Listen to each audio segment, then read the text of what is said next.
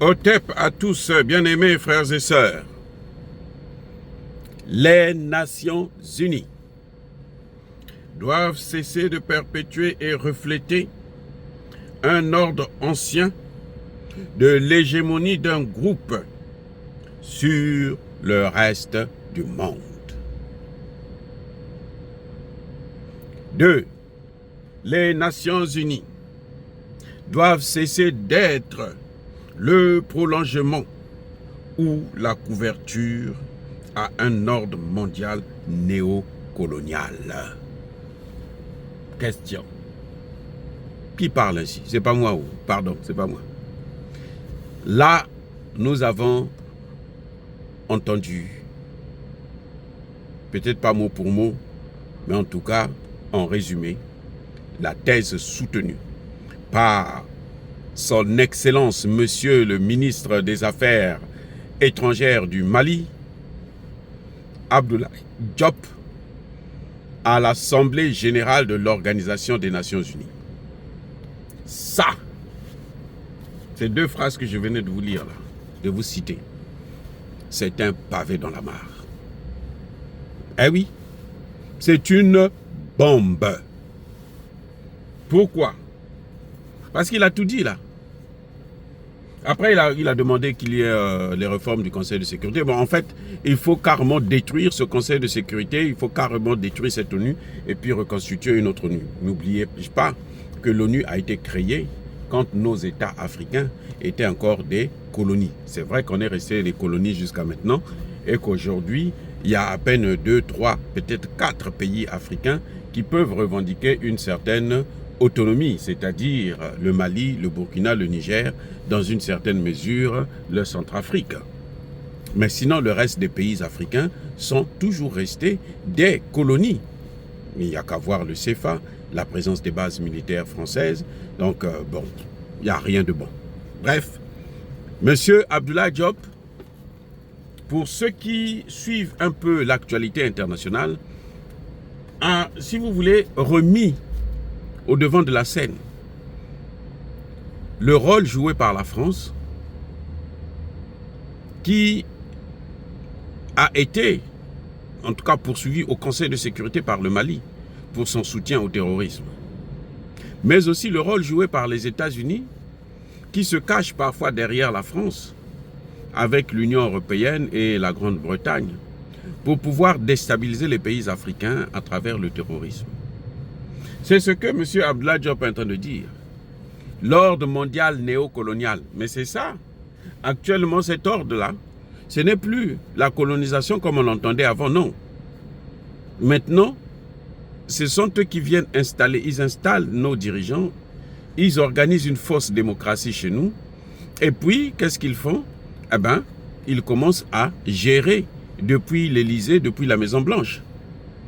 On a vu comment les États-Unis ont reçu William Ruto, et puis après le lendemain, William Ruto s'est cru investi par un pouvoir divin pour pouvoir déstabiliser la RDC. On le voit comment ils sont en train d'utiliser Paul Kagame. Hein? Ce n'est pas Paul Kagame lui-même qui veut déstabiliser la RDC. Paul Kagame, à un moment donné, voyant que beaucoup de généraux rwandais sont en train de mourir, avait commencé à changer d'avis, à ramener les choses à l'ordre, à se calmer, à chercher à retirer même ses troupes. Et c'est là que Anthony Blinken, le va-t-en-guerre, celui-là qui a créé la guerre en Ukraine et la guerre en Israël contre la Palestine, il a sorti la phrase selon laquelle, une seule phrase, il y a eu aussi le génocide des Hutus par les Tutsis. Ça montrait que c'était Paul Kagame. Le lendemain, Paul Kagame est reparti à l'assaut en RDC et jusqu'au dernier Rwandais. Voilà ce qui est en train de se passer. Donc, ici, le ministre Abdoulaye Diop du Mali est en train de soulever ce même problème-là. C'est le même problème. Hein.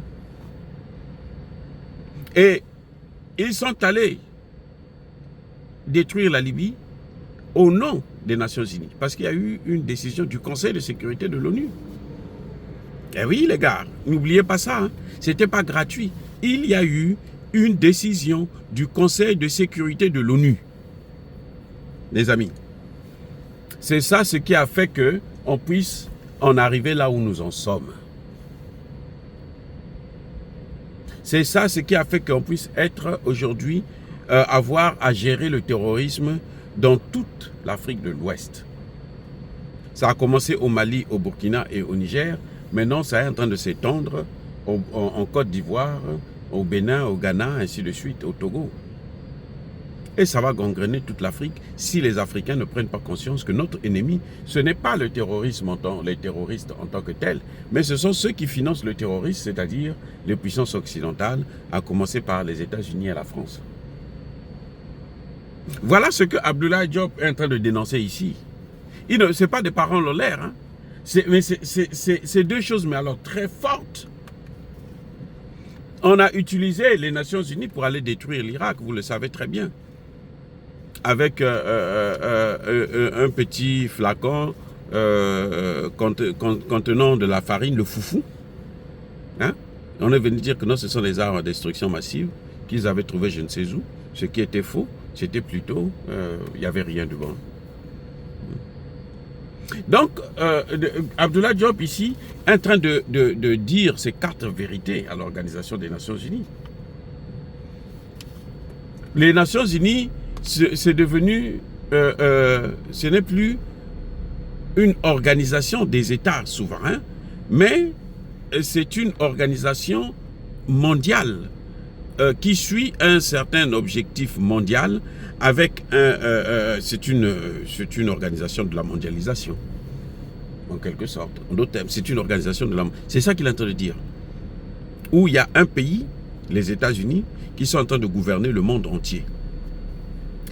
Voilà pourquoi ils ont voulu faire donner tous les pouvoirs au président de, comment vous appelez, la Commission africaine, Moussa Faki, comme si Moussa Faki avait le droit maintenant de parler au nom des chefs d'État africains. Donc on enlève la souveraineté des États, maintenant on donne la souveraineté à Moussa Faki. Comme Moussa Faki c'est quelqu'un qu'ils gèrent, alors ils savent que tout ce qu'ils vont vouloir faire, ils pourront le faire. Les Nations Unies, c'est ça. Ils veulent maintenir cet ordre mondial, à suivre cet ordre mondial, qui découle en fait depuis 2011, 1991, lorsque l'URSS a été disloqué. C'était auto-disloqué. Voilà. Les États-Unis ont pensé qu'ils étaient maintenant au-dessus du monde entier et ils pouvaient faire tout, et ils ont fait tout ce qu'ils voulaient faire. Ils ont détruit la Yougoslavie, ils ont détruit la Libye, ils ont détruit l'Irak, ils ont détruit la Syrie. Et puis voilà, c'est comme ça maintenant, ils étaient en train de descendre en Afrique pour massacrer tout le golfe de Guinée. Et c'est là que Assimi Goïta est venu, a commencé à les stopper, et il a eu le soutien maintenant du Burkina Faso et du Niger, et puis les choses se sont stabilisées maintenant en Afrique de l'Ouest, même si, vous allez me dire qu'il y a encore des attentats. Ceux qui sont venus à Bamako, ils en ont appris pour leurs dépens, puisqu'ils ont tous été neutralisés, sinon arrêtés, emprisonnés. Ils n'ont pas fui, ils n'ont pas pu faire quoi que ce soit. Et la France n'a eu que des larmes pour pleurer, parce qu'on a vu que la France, même son message de condoléances, était un faux message qui n'a pas reconnu, salué le courage du gouvernement. Elle s'adresse aux victimes, mais les victimes là ont un pays et les victimes sont représentées par ce pays. Les victimes là ne parlent pas avec la France. De toutes les façons, parmi ces victimes, il y en a qui ne parlent même pas le français, qui ne connaissent pas le français. Donc Emmanuel Macron a tapé à côté, encore une fois de plus. Lui, il croit qu'il peut s'infiltrer dans nos sociétés, il peut aller au-delà de ce que nous connaissons. Donc, M. Abdoulaye Diop a présenté vraiment un discours que je trouve très pertinent, hein, à la hauteur justement des enjeux actuels du moment, qui concernent justement la multipolarité, puisque l'une des conditions de la multipolarité, c'est la souveraineté, le respect de la souveraineté, et c'est ce que M. Abdoulaye Diop a maintenu. Donc, vous voyez, c'est ça. Le Mali a représenté aussi la confédération, hein, des États du Sahel. Et donc, aujourd'hui, c'est une réalité, personne ne peut le nier, puisque cette fois-ci, ils ont présenté, hein, un discours au nom de la confédération des États du Sahel. Il n'est pas allé là-bas en tant que premier ministre des Affaires étrangères du Mali, mais mandaté par le président du Mali et le président de la Confédération des États du Sahel. Et ça, c'est formidable. Nous saluons encore une fois de plus ce frère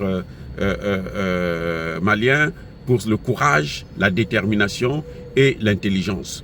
Je l'ai parfois critiqué aussi. Moi, je critique tout le monde. Quand ça ne va pas, je critique. Mais je sais qu'il y a peu de choses à lui reprocher. Il y a plutôt beaucoup de choses à apprendre avec lui parce que c'est un garçon très intelligent, très formidable.